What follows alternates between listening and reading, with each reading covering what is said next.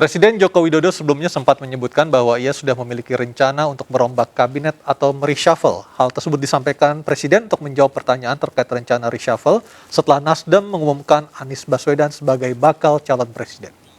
Presiden, apakah ada rencana reshuffle seiring diumumkannya capres dari Nasdem ini? Rencana selalu ada. Pelaksanaan nanti diputuskan. Baik, kita lanjutkan lagi dialog kita malam hari ini. Bang Irfan, apakah sudah tersambung lagi bersama kami? Tadi sempat putus. Oh, ya, halo. Ya, halo Bang Irfan. Bang Irfan, saya mau nanya soal rencana reshuffle. Memang reshuffle adalah hak mutlak atau prerogatif dari Presiden. Tetapi dari lingkungan istana sendiri, bagaimana eskalasi isu soal reshuffle ini di Februari tahun depan, Bang Irfan? Halo? Mas Aryo, kalau urusan reshuffle sepenuhnya kita serahkan kepada Presiden, ya, karena beliaulah yang mempunyai hak prerogatif, ya, beliaulah yang mempunyai kepentingan untuk itu, dan beliaulah yang bisa menilai apa yang menjadi alasan untuk dilakukan reshuffle, gitu. Oke. Jadi tidak ada siapapun yang itu kita serahkan sepenuhnya kepada Presiden Jokowi. Baik Bang Irfan, suara Abang sempat putus-putus, tapi kami sudah menangkap intinya adalah hak prerogatif dari Presiden untuk menentukan siapa yang reshuffle, termasuk juga kapan waktu untuk reshuffle-nya. Kita akan tunggu bersama. Saya ke Gus Coy dulu. Gus Coy, ada 3 Menteri Nasdem di kabinet saat ini, ada Menkominfo, ada Mentan, dan juga Menteri Lingkungan Hidup. Apakah Nasdem siap untuk kehilangan posisi ketiga orang tersebut jika benar-benar Presiden akan mereshuffle di Februari tahun depan seperti isu yang beredar sepanjang ataupun selama ini, Gus Coy?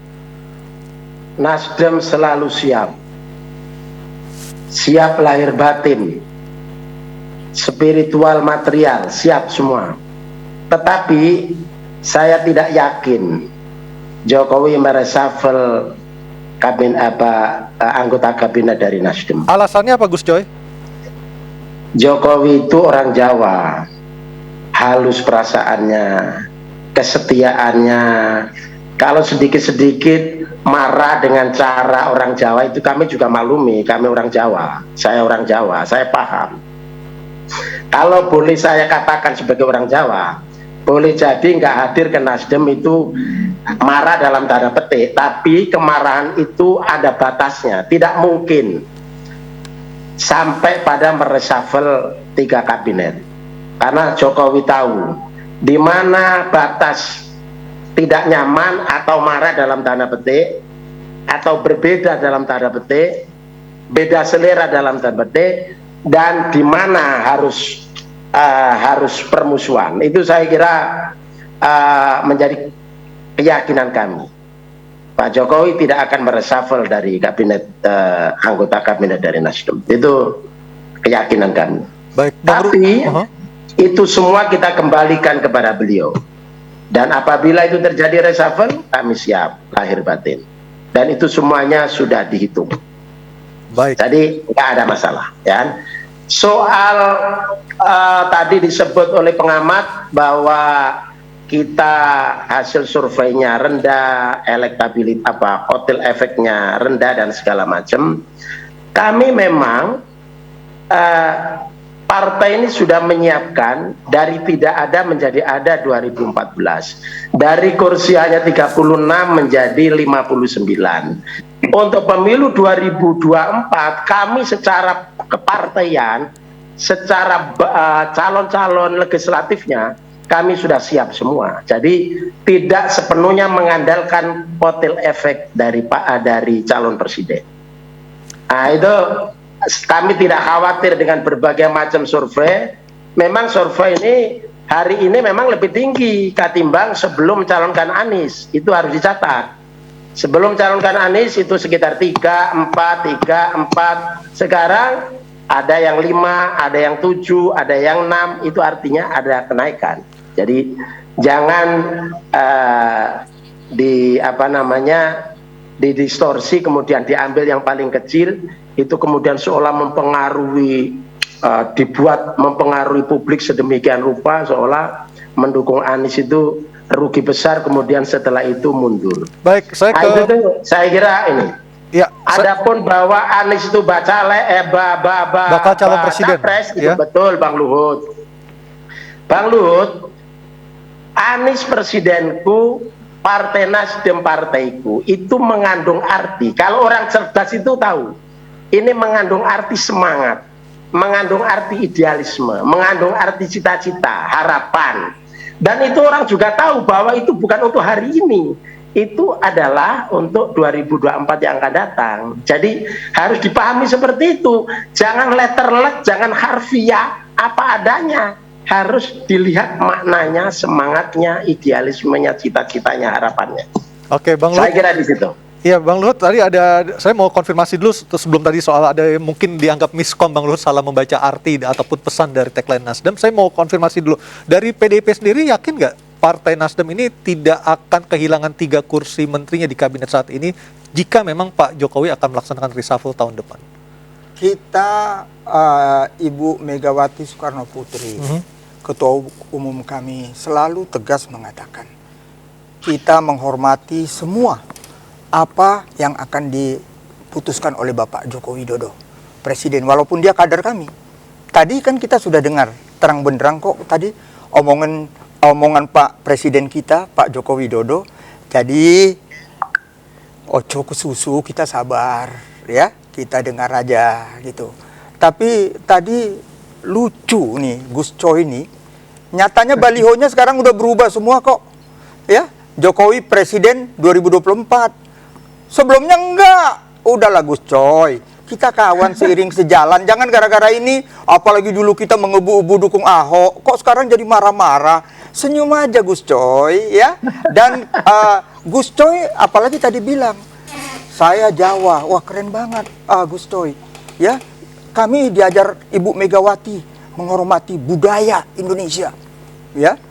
Jujur saja Gus Coy ya, Anda tahulah bagaimana kalau bicara tadi menyinggung suku Jawa.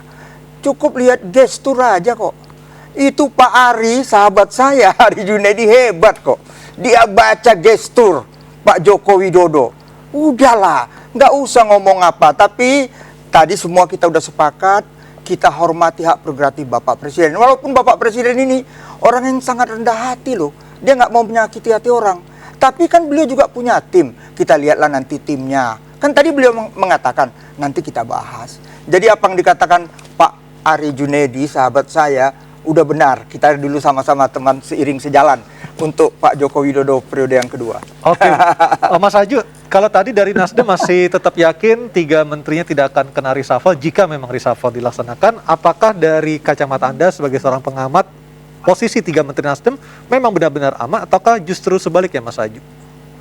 Ya tentu kalau kita membaca apa yang selama ini dilakukan Pak Jokowi ya, betul ya, memang Pak Jokowi tidak ingin membuka front, tapi yang jelas memang reshuffle itu merupakan hak prerogatif Presiden.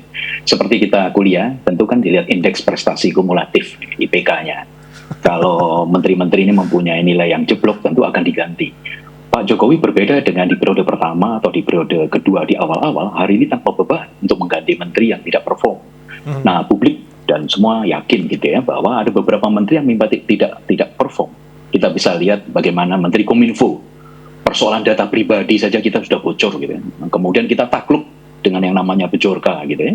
Temuan-temuan Bejorka ini kan menjadi nilai negatif dari IPK-nya berapa Mas Aju?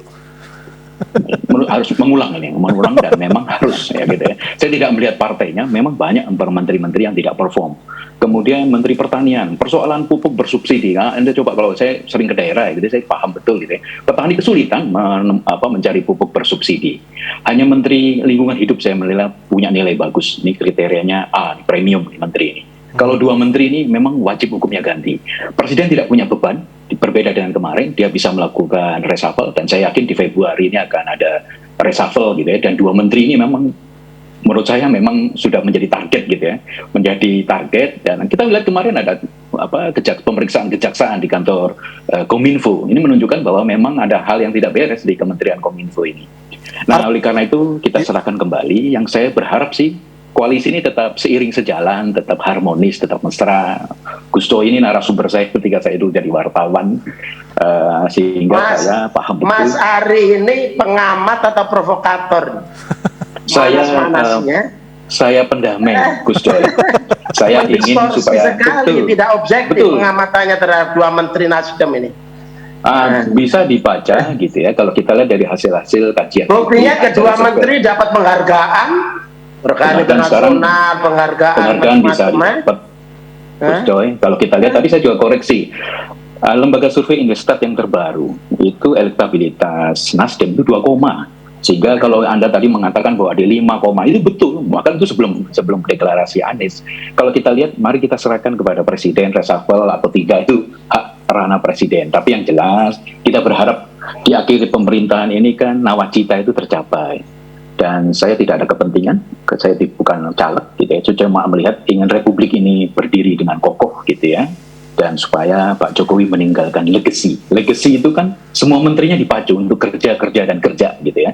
Jangan hanya kerja aja, tapi kerja 2 kalinya kurang. Nah, kita berharap ke depannya kondisi Indonesia baik, siapapun presidennya, yang penting dipilih oleh rakyat. Itu yang jelas. Rakyat itu menjadi pengadil terakhir. Dan sehingga terakhir yang saya harapkan adalah ke depan kita berharap siapapun presidennya membawa Indonesia yang lebih baik. Dan yang jelas harus kita teruskan apa yang dicapai oleh Pak Jokowi sekarang ini. Baik. Ini Mas Arya. Saya ke Bang Irfan. Bang Irfan, kalau kita melihat soal reshuffle ini kan tidak semata-mata hanya persoalan hitung-hitungan politik, tapi juga harus ada parameter yang jelas. Kalau dari KSP sendiri melihatnya apa sih sementara ini yang dipakai oleh Presiden ketika menilai ataupun membuat parameter dari kinerja seorang menteri sehingga pantas diganti ataukah tidak pantas untuk diganti, Bang Irfan? Ya tentu di awal pembentukan kabinet ya, Pak Jokowi sudah menyampaikan yang ada hanya visi presiden. Para pembantunya, para menterinya itu wajib menjalankan visi presiden itu dan melaksanakan program-program yang sudah ditegaskan oleh presiden yang itu tertuang dalam RPJMN. Kami di KSP mengawal itu, Mas. Mengawal program-program strategis nasional yang itu menjadi visi-visi presiden itu harus dilaksanakan tuntas sampai akhir masa jabatan. Nah, bagaimana misalnya perjalanan program itu setiap tahunnya ya selama 5 tahun di periode kedua ini itu berjalan tidak dari semua sektor. Bagaimana koordinasi antar sektor masing-masing menteri berkolaborasi nggak di lapangan? Itu juga menjadi catatan-catatan. Kami sampaikan kepada Presiden, itu salah satu penilaian Presiden. Jadi, bagaimana KSP menilai kinerja dari 3 orang Menteri Nasdem ini, Bang Irfan? Ada Menkominfo, Mentan, dan juga Menteri Lingkungan Hidup. Kami nggak mau spesifik ya, kita melihat sebuah tugas-tugas yang diemban, yang diberikan perintahnya kepada Presiden, itu satu persatu tentu kami sampaikan kepada Presiden. Ketika misalnya di lapangan, apakah misalnya koordinasi dan kolaborasi itu berjalan dengan baik, efektif, ya kita akan berikan reward, kita akan sampaikan, oh ya bagus. Ketika misalnya ada kelemahan, kami akan sampaikan gitu. Nah disitulah menjadi parameter, salah satu parameter yang disampaikan, yang dilihat oleh Presiden. Presiden punya cara tertentu, bagaimana dia bisa menilai para pembantunya ini, Mas Aryo. Dia punya cara-cara tertentu yang mungkin kita tidak tahu gitu Mas. Baik, saya ke Gus Coy. Gus Coy, apa yang akan dilakukan oleh Nasdem untuk memperbaiki hubungan antara Nasdem dengan Presiden Jokowi dalam waktu dekat ini, Gus Coy? Mungkin sudah ada pembahasan internal di dalam partai sendiri? Ya kita jalan biasa, fungsional aja. Menterinya jalan seperti biasa. Ya fungsi tupoksinya harus dilaksanakan dengan baik. Partai jalan seperti biasa, karena punya bakal calon presiden, ya kita sosialisasi calon presiden, bakal calon presiden. Baik. Di DPR kita tetap kebijakan-kebijakan pemerintah Jokowi sampai 2004 kita dukung. Nggak ada yang berubah, biasa aja. Baik. Logis-logis saja. Nah yang bikin gemuruh ini kan yang mendistorsi industri, yang provokasi-provokasi ini kan. Pengamat tidak objektif menilai plus minus, tapi miringnya saja, kekurangannya saja yang dilihat. Kemudian dibeleskan Padahal masih ada kelebihan, ada reward-reward, ada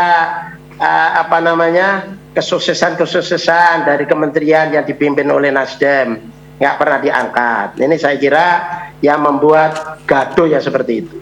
Baik, saya ke Bang Ruhut. Bang Ruhut, dari PDIP sendiri, dari partai utama koalisi pemerintah, pengusung pemerintah, apa yang harusnya dilakukan supaya suasana ini tidak terus-terusan gaduh, Bang Ruhut?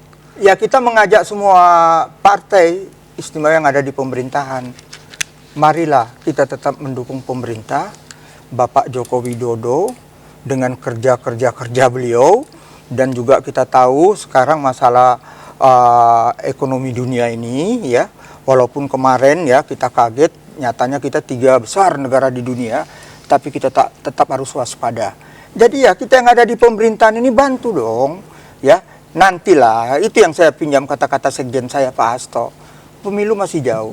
Dan kami PDI Perjuangan tetap concern dengan apa yang selama ini kami katakan. Kami tegak lurus kepada Ketua Umum kami Ibu Megawati Soekarno Putri, kita tunggu nanti menjelang akhir 2023. Jadi capresnya PDIP siapa? Mbak Puan atau Mas Ganjar? Iya, semua saya mohon bersabar. Tapi percayalah, Ibu Megawati Soekarno Putri Ketua Umum kami sangat arif dan bijaksana dalam nanti memutuskannya. Dan kami semua kader-kader di lapangan siap mendukung. Begitu juga bersama relawan-relawan. Kami Baik. beda, kami bersahabat dengan relawan. Beda dengan yang lain. Baik, Bang Ruhut, terima kasih untuk waktunya bergabung bersama kami malam hari ini. Mas Aju, terima kasih. Sama. Bang Irfan, terima kasih. Relawan itu mitra. Gus Coy, terima kasih untuk waktunya. Selamat Gus malam. Coy. Assalamualaikum. Kita sehat-sehat semua ini. I love you Gus Coy. Terima kasih. Dan kita masih akan kembali lagi pemirsa usai pariwara, tetaplah bersama kami di MNC News Prime.